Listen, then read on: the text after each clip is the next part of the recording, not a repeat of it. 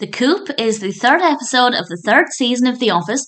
This is directed by Greg Daniels, and as always, there will be spoilers from now as I go through the episode and share some thoughts. And I really enjoyed this. A lot of really funny moments, very unpredictable, quite suspenseful, a really solid episode. There are kind of three parts to the narrative. Most of my thoughts revolve around Dwight, so I'll talk about the other parts very briefly. The smallest part of the narrative involves Pam getting some new clothes. Kelly was insufferable when she demanded that, and I use the word demanded strongly, demanded that Pam has a fashion show, which just really irritated me. Kelly really is annoying, but annoying in a way that's different to Angela. She's annoying, but probably has a good outlook. Angela, not so much. We'll come to Angela in a little bit. Pam puts on this absolutely gorgeous blouse. The colour of it is stunning. Roy sees her in it. We don't really get too much with that. But Pam still ends up feeling uncomfortable and decides to change. It's not great that she felt uncomfortable wearing something that was a little more revealing than what she's used to wearing. But at the same time, if she's comfortable in her regular clothing, then that's fine as well. We are in Stanford for quite a little bit of this, actually. The narrative was not that interesting because they're playing Call of Duty as some kind of team-building exercise, and I've never played it, I don't care. It didn't appeal to me. I assume if you've played the game, you'll be able to connect with it more. But what was interesting, and I hope they don't make a thing of this, but there were a couple of moments where, and maybe I'm reading it incorrectly, but I feel like Karen might be interested in Jim. And there was a moment where Jim was friendly with her, but I really don't want anything to distract him from his feelings for Pam, which might sound nasty because he's clearly hurting, but I really want them to be together, so I don't want anybody to get in the way of that. But I'm keen to see what, if anything, they do with that. The rest of the episode focuses on Dwight. This actually starts because they have Movie Monday, where they just watch films together. Jan comes over, finds out about this, is very annoyed at Michael because obviously it's time wasting, and Angela tells Dwight that he should have Michael's job.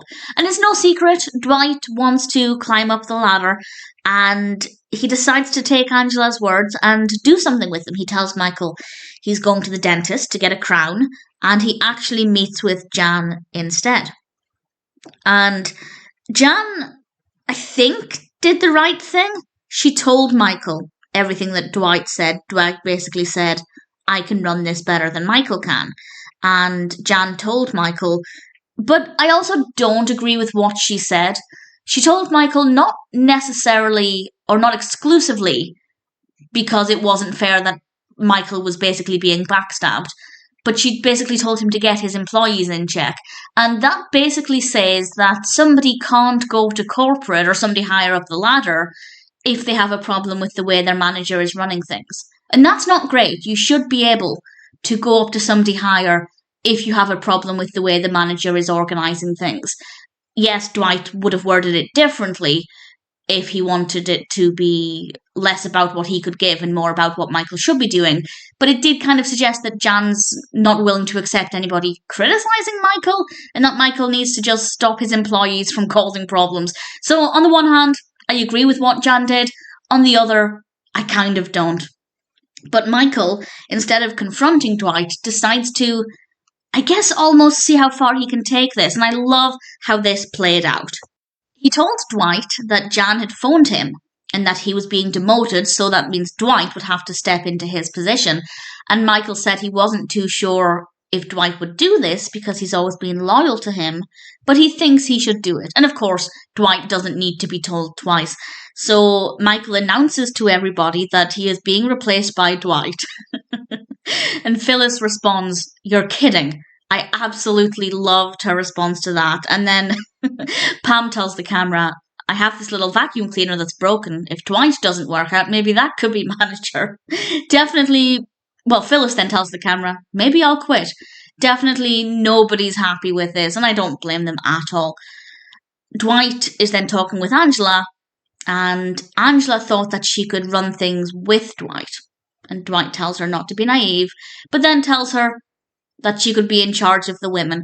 And honestly, just the thought of Dwight and Angela being in charge of things together is not comfortable at all. Michael then looks in Dwight's mouth after he gives him some candy because obviously, well, I say obviously, I didn't know this, but they point out that you're not supposed to eat certain things for a certain amount of time after you've had a crown. And Dwight is happily eating the candy. There is no crown. Michael ends up shouting at him, and I honestly don't think we've seen Michael this angry, hurt, or betrayed. And it was quite a performance, and Dwight instantly grovels, he's begging, he's on his knees, and they resolve this with kind of no hurt feelings when Michael just says, "Hug it out, bitch."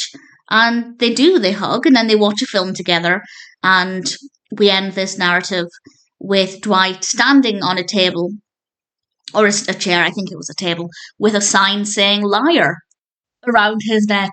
And, well, I'm assuming that's the end of that. This won't be brought up again. We'll see. I will find out as I watch the episodes going forward. But I'm kind of glad that if they have, they've wrapped it up in this episode, so they didn't drag it out for too long. But if Dwight was willing to go behind Michael's back on this occasion, maybe he'll be willing to do it again. And what does this mean for Dwight and Angela? Is she going to look at Dwight in the same way? She watched him grovel to Michael, and I don't think Angela would stand for that.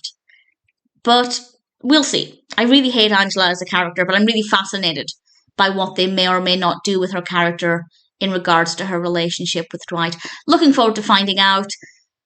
As I say every time, really hoping we get some progression with Pam and Jim. But we'll see. For now, though, I can say that The Coup was definitely a really thoroughly enjoyable episode of The Office.